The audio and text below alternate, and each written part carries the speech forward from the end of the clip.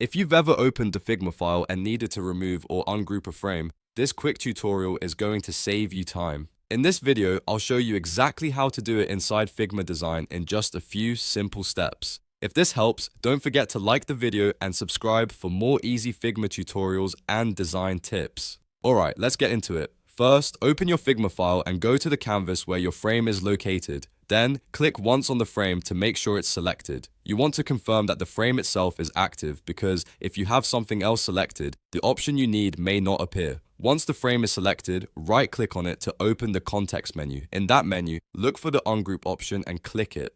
Figma will then separate the grouped elements inside that frame, making them individual objects you can move and edit separately. If you don't see the option right away, make sure you're actually working with a grouped object or frame that can be ungrouped, because not every element behaves the same way in Figma. After ungrouping, you can click away and you'll notice the pieces are now split up and editable on their own. That's really all there is to it.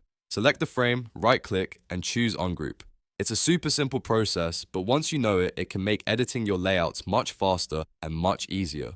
If this video helped you out, please hit like, subscribe, and turn on notifications so you don't miss the next Figma shortcut or workflow tip. Thanks for watching, and I'll see you in the next one.